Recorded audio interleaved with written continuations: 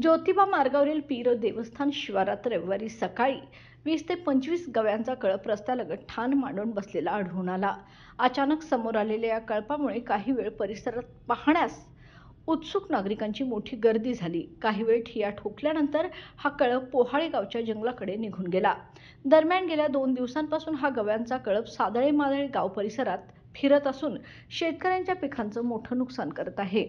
सादळे येथील सिद्धेश्वर मंदिर परिसरात बाळासो पवार, बाबासो पवार, विष्णू पवार, श्रीरंग पवार, गणपती पाटील, तानाजी पाटील, विजयकुमार आडके, वैभव आडके, मारुती पाटील, पंकज पाटील, वसंत शिंदे, दादासो पाटील आणि बाबासो चौगुले यांच्या शेतातील तब्बल 8 एकर ज्वारी पिकांचे गव्यांनी अक्षरशः धुव्वा उडवला आहे. गव्यांचा कळप प्रथम सादळे परिसरात दिसून आला होता. त्यानंतर रविवारी सकाळी पोहाळे गावच्या जंगलातून स्थलांतरित होत मादळे भागात पोहोचला.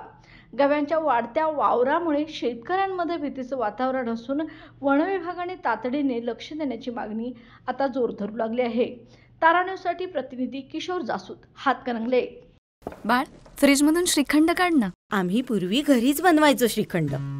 त्याची चवच वेगळी होती. आता काय सगळं रेडीमेड. आजी, हे श्रीखंड खाऊन बघ. आज तुझ्या आईनं घरीच बनवलं की काय?